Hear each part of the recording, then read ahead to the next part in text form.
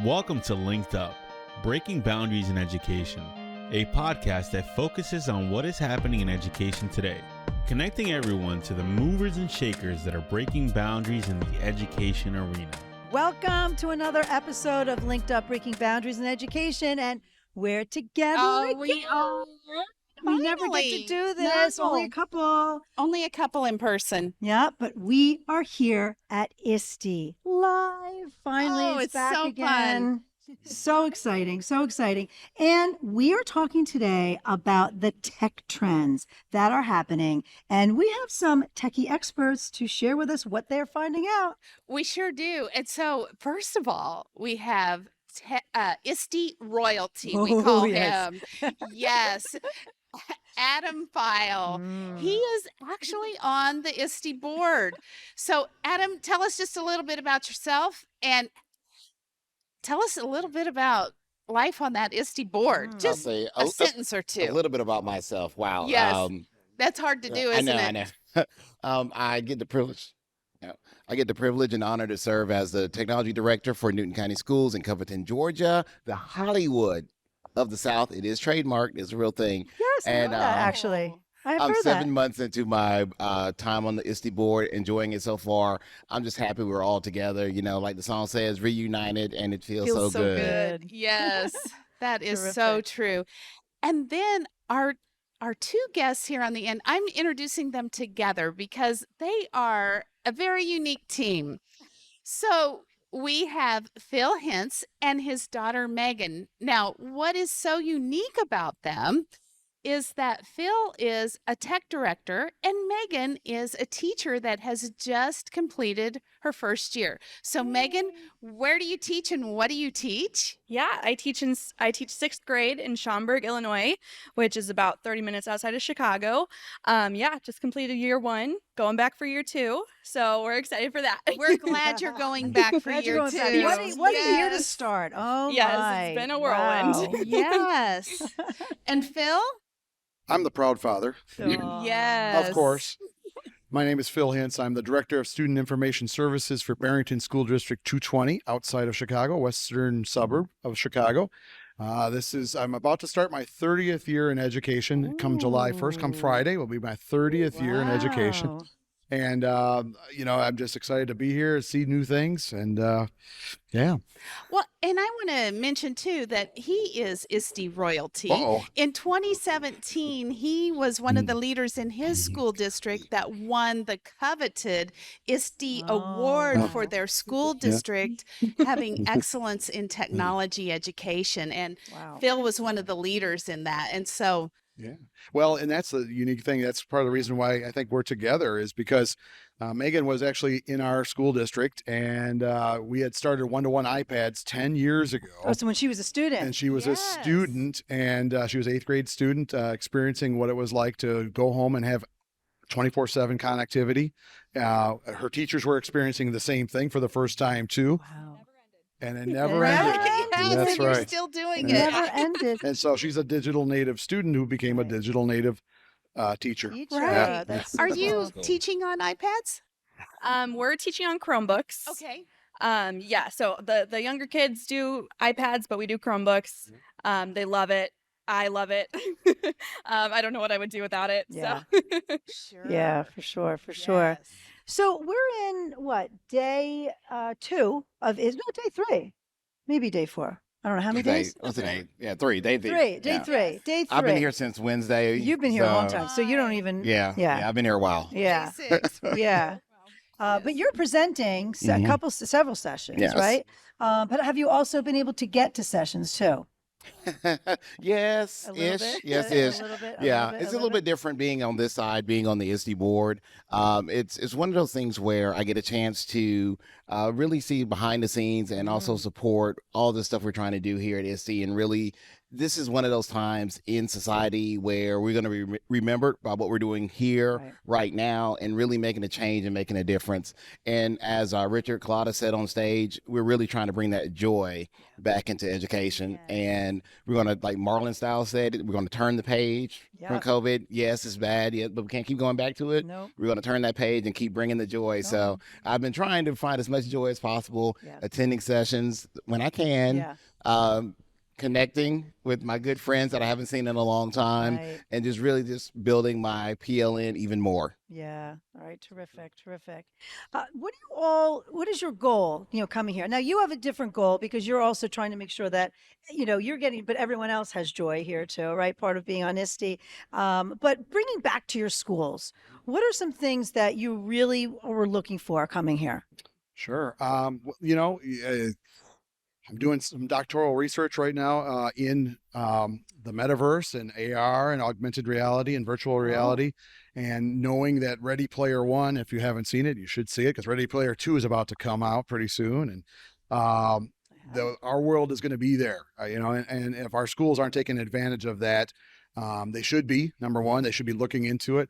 It's certainly a way for all students to be able to experience this world that we live in, and whether it be virtual or in reality, they get a chance to really experience it. I look at it from a special needs populations. That's what I'm doing my research on, being able to learn life skills and occupational skills and be able to do that. So, and you can do that through VR and AR, and where you might not be able to do it in physical reality. So that's amazing. Those are the things I'm looking for. That's amazing. The difference between AR, VR, and AI is, and tell me if I'm wrong, the AR, VR is that immersive experience, right? But then AI is more about the intuitive, being able to predictive. Yes. Okay. And that AI is artificial intelligence. And when you think virtual is virtual reality is artificial reality. Right. So, in my research, I'm realizing that I was trying to narrow it down to just AR or just VR, but I realized one size does not fit all. There are some students that virtual reality does not work for, motion sickness and that sort of thing. And those who have sensory issues, it may not be, but augmented reality will work just fine for them. And they'll be able to do things like use an ATM machine for the first time before they actually go to the machine and put their card in there and possibly lose it because they don't know how to really use the machine. They can practice in AR all they want and get it right before they have to do it for real. Getting comfortable with these life skills that they... What's this ATM machine you speak of, and how do we find these things? I mean... True. Yeah, I suppose you're right. Even that's going out the road. But, if they want to get some cash, but it's being replaced by Venmo. Yeah, exactly. So, Phil, have you been able to find some of these things that you're looking for in the vendor hall? I've seen some of it, yes. Class VR has got a wonderful, huge platform for the Eduverse, as they call it. And that's one product that's out there. Unity is another product out there that creates AR and VR experiences. So a teacher can come in and tailor fit their lesson and create their lesson for their students to experience in AR and VR. So there's two sides of it. There's the consumption and there's creation side of it. That's great. And there are a lot of sessions as well. Oh, yes. A ton. How did you know? Did you get to some? I'm going to let Megan talk because, I took her to one today. Yeah. Oh, good. So I guess for me as just a new teacher, everything's still very fresh and I'm seeing things, for the first time in a lot of cases. This morning we were able to attend a session that was on AR and VR in the classroom, but for younger learners. So Donnelly and I believe Mary Jane, Christina Jane, maybe? Yeah.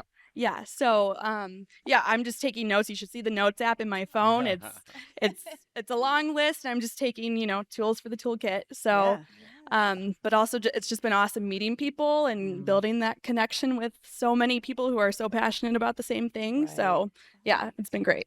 Did you come with something in mind that you were looking for? Honestly, just going into year 2, adding more tech in the classroom, getting kids to do hands-on things in the classroom because, that's how kids learn best. So middle school, you got to keep them engaged in that way for sure. Definitely. For sure. Middle school is the reason why I was a high school teacher. Couldn't do it. Yeah, I know. That's what I taught was seventh grade, in middle school, and I always say like middle school teachers can do anything after they've been through that. That's for sure. That's for sure. Well, good. So hopefully you're finding some good things, and we'll talk a little bit more about some of those too. And then what were some of your goals besides the connecting, and what about anything that you want to bring back to your district? Well, one of the things really for us, I think we were in a good place with our programs and applications because we are coming from it from a perspective of less is more, really digging deeper into the platforms that we're utilizing and trying to get more out of it. So Mastery. yeah. So when I'm meeting with vendors, it's really talking about, okay, where's on your roadmap? Yeah. Or this is what we're trying to do. Can your platform do this? And if not, what do we need to do? Because for us, it's about getting the platform and products to do what we want them to do, not necessarily how they've created it. And so I know for us, using the tools in ClassLink have really helped with that because we were able to really look at our analytics, see which platforms are being utilized, and then kind of going back and asking some questions of our users to find out, okay, you've paid for this, you're using it at this rate. What's the issue? Is it a training piece? Do the teachers not know it's there? What's going on? So for us, we were able to utilize those analytics to kind of narrow down our platform. So for me, here looking at what we already have, seeing where it's going, knowing whether or not it's going to be a good fit for our strategic plan. Yeah, terrific. I have a question for you. Being on the ISTE board, did you notice this year that, and I don't know if you look at themes that are coming across, were there different themes coming across I call it post-COVID, but turning the page. Yes, as we're turning the page, are there some different themes emerging or more of something coming out? Are you seeing anything different than we were seeing pre-COVID? Well, it was one of those things. Funny you mentioned that during our ISTE board meetings. One of the things that all of us as board members did, we did an activity with sticky notes and we put up different trends that we were seeing in our spaces and really having the conversations about where do we see ISTE fitting into these moving forward. And so that was really the conversation. And for someone, the first time on the board going through that experience, it really showed me that the organization is listening to its members. And we had a membership linkage event on the first day or second day of ISTE where we got a chance to connect with members and really see what are those overarching issues that we're seeing across the world, because the I is international, so not just states. So really looking at that and seeing how we can strengthen those partnerships with our international members, because that was something that they said they felt at times, not just ISTE, but as a whole kind of left out of the conversation. Right, for sure. I was surprised this morning. Jamie had a session and there were several people that were international in the session. I was surprised how many there were. So that's great. Because when you look at connectivity, digital citizenship, these are all issues that everyone is facing across the world. It's not just the issue dealing with in Cuba, Alabama, actually is a place. Those are those things that everybody's sitting everywhere. So we all have some common problems, common solutions, and we're just trying to work forward and hopefully get the best answer possible. Yeah. I love the fact that ISTE is focusing not just on, not as a driver, but actually listening to the members to create those standards that are supporting so that the teachers and students are actually the drivers in the end. So I think that's super important. One of the things I'm really excited about the work that Richard and his team is doing, Richard Collada and his team's doing, is partnering with educational institutions for those pre-service teachers. Because what we found is the skill set a teacher needed in 2019 is totally different in 2022. So really making sure coming into their programs, they're familiar with the ISTE standards and able to integrate those with their work. I was going to add to that, if you hit the nail on the head. Megan literally did her student teaching during COVID. That's what I was going to ask. And she literally had every environment possible. Tell them a little bit about that. Yeah, so I mean, I did a little bit of everything, virtual, in person, a little hybrid teaching, wearing the headset in the classroom while teaching students in front of you. So in my bedroom, yeah. So literally everything under the sun. And everybody's like, oh, wow, like this year is so crazy. And I'm like, yeah, it is. But like, this is all I know as like an educator. Right. So I guess it's just interesting seeing other teachers' perspectives. And then expanding mine, because I know that this isn't the norm. but it's something that's Well, going to be going forward. yeah. So Yes. Well, Yeah. as a new teacher, what would you suggest that they make sure that new teachers coming in have? What skill set? I think just the hands-on experience, like you really don't know it until you're in it. That's true. So I was really lucky enough to teach in many different platforms. So I had work in inner city schools, I had work in rural schools, suburban schools, and then also just the virtual platform. So being able to teach in every situation. You were fortunate. She's very Yeah, I humble. feel very lucky to Yeah. have that. She's very humble, but I'm a very proud dad. I'll just say she won the Golden Apple Scholarship Scholar for Illinois, and that's a program that literally allows her to learn summers in between freshman year, sophomore year, junior year of her bachelor's program, and go into one summer was inner city, one summer was rural school districts, another one suburban. So before she even student taught, she had 700 hours of clinical teaching experience. Wow. So she was ready for it. I was so proud of her. I was so proud of how she handled everything. And she got the ultimate compliment this year after her first year of teaching with her principal came to her and said, I keep forgetting you're only a first year teacher. Oh. So I said, Megan, you did it. You did it. You got it. So Experience. That's Yeah. so I can brag like that. She can't, but I can brag like that. Yeah, that's fantastic. You should be so proud. Teach your that- horn, Dad. That's right. That's right. Oh, that's fantastic. So, I mean, and you probably are a bit of a tech leader in your school, even though it's for your first year. So, what are they expecting you to bring back from ISTE? I What are guess some, it comes naturally just Yeah. because I've grown up in Yeah. this lifestyle. Yeah, I was say with a dad like that. I mean, yeah, he's always in my back ear, like, do this or whatever. But yeah, just we have a lot of veteran teachers at my building. Yeah. So, tech issues arise and they're like, Megan, where are you?" And I'm like, I'm right here. So, yeah, I guess just having more tools in my toolkit to be able to Yeah. support other people. Good. So, sessions to learn some things. You're talking to the vendors a lot, trying to learn some new things.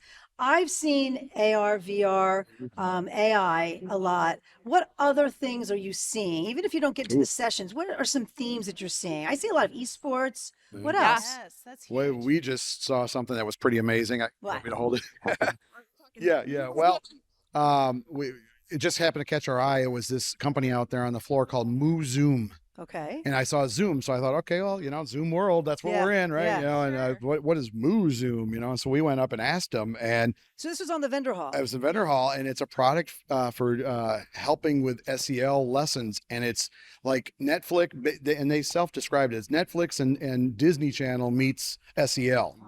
And it literally has actors that kids are seeing on the Disney Channel each day on this, but they're working through different SEL challenges, problems, and lessons. Really, lessons. The free lesson that they give right now is on respect, and it's a series of 8 modules.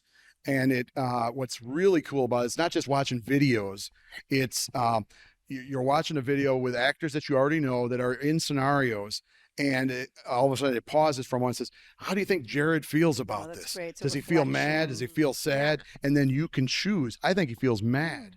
And then it changes the scope of the story and it moves on to so choose it your own takes you ending. on that. What You else did choose you your see? own What adventure value did sort of you- thing. Well, I just think it's awesome, especially after COVID or being in COVID. That's SEL is one of the most important things right now, especially for students who experience trauma through that. So having lessons catered to them and what they need in the moment was Right, really and a letting big them takeaway. interact with it and Yes. and choose how it's going to end. Yeah, Yes. definitely. It's not static. That's for sure. Yes, Yeah. that's great. I know one thing that I've seen as a common theme, especially with the technology directors, is sustainability. When we did our leadership exchange, that was a big point of conversation. And it was around, okay, what happens when the ECF funding or the ESSER funding goes away? And one of the things that we kind of came up was a challenge to everybody is to stop thinking about it with a deficit mindset of it going away. And we need to be promoting it staying. Right. And so everybody in the room was The like, yes. expectation is there. We need to go talk to our politicians, to people who sit under the gold domes at these various capitals and really push back and say, we need to keep this money. We don't need to talk about it going away because we can find money for wars. We can find money for aid for other countries and all this stuff, which is all great things that we need to be supporting in those cases. But if we say the children are our future, teach them well and let them lead the way. We need to really provide them what they need when they need it. And that, a piece of that is providing the accurate and appropriate funding that we need. Right, right. Yeah, for sure, for sure. Yeah, and there needs to be that, again, the sustainability needs to be there, but there needs to be that commitment to it. And so, and I guess it needs to be the leaders in education to, enforce that and drive it and make sure it's going to happen, because I can't just take my Can you family imagine, to a really nice house and hey, this is our new house, and then a week later, okay, Yeah, I exactly. don't have enough money to live here anymore. We're gonna go leave some. Exactly. They're like, what? we have, and I think it goes back to what you're saying before. We have to keep moving forward. We can't pull back. So, that commitment absolutely needs to be there. I'd be remiss if I didn't say something about cybersecurity and student data privacy, Absolutely, since that's what I'm presenting on that tomorrow. Okay. and the importance of students' identities for one, but students, student data privacy is really important, and cybersecurity is a real thing. We're seeing some tools out there on the exhibit floor that can do that, but I think it's more important is to, we're educators. We're not cybersecurity experts. We're not. In many cases, we're not computer science majors, so we're teachers, and we don't have time for it. But there are companies out there that do a really good job of that, and that funding that Adam's talking about could really help sustain, because we need it, because we're in a world that everybody wants to steal your identity to move forward, and we need to protect our kids' identities. That's what I got to say. Absolutely. And you know what? And I think it's always on the shoulders of the tech administrators. Yes. But security is something that everyone should be 24/7. responsible for. Students, parents, teachers. And so it's about that education. And I've seen a lot of tools now that provide that digital citizenship experience and do trainings. And I think those are really important to immerse in within the curriculum. So that way you are spreading this awareness and competency with not just, the tech admin, but all the way through, starting with kindergarten. Well, and teachers need to learn it too. I think, ClassLink has a really good tool for that with terms of tools that are out there for identity automation processes and for MFA. And if you're not familiar with MFA, that's multi-factor authentication. Okay, I thought that MF stood for something totally different. We're keeping it clean here. Multi-factor authentication. And the reality is that we're using MFA all the time if we do online banking. We're looking for places to keep our bank accounts secure. So why shouldn't teachers be doing the same thing to keep their identities safe, our students' identities safe? And ClassLink offers some identity automation processes that will allow that. To help in that. Yeah, absolutely. To keep it safe. Yeah, but no, it's a good point that you brought that up, because sometimes we're here for EdTech, but that layer of security needs to be on top. So it's important that you mention that, for sure. And part of the culture, just part of the school culture. Yes, absolutely. Well, this has been a great conversation. Anything you want to say as we conclude today? Megan? I guess just thank you for hosting. It's been a pleasure to chat with all of you. Yes. Well, thank you so much for joining. I love to have that perspective, right out of school, first year. I do too. And it's a very unique one, especially in the times that we're having. So it's just nice that, you didn't let all of this kind of drag you down. You continue to move forward, and, just for the sake of your students and for yourself as well. I mean, it's exciting time to be a first year teacher. So I'm just glad that you were able to enjoy that despite everything we went through. Thanks for keeping the focus on the students. I really appreciate that. And your program does that. So thank you. Good. Thank you. Thank you very much. Very much. Yeah, my walk-off shot that I've been given all week has just been, you don't have to like your job.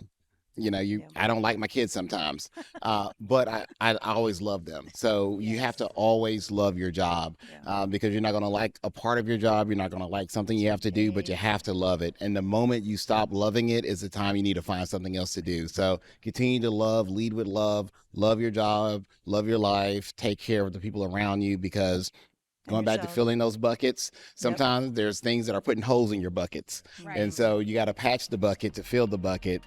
So we want to make sure you're leading with love. So that's just my big thing. Oh, love that. Love that. Me too. Well, thank you and enjoy the rest of ISTE. And thank you for giving us a great conference. Yes, thank you. I'm just the Oz behind the scene, behind the curtain. Thank you for listening. And if you would like to stay linked up, be sure to follow us on Apple and Spotify and subscribe to us on YouTube.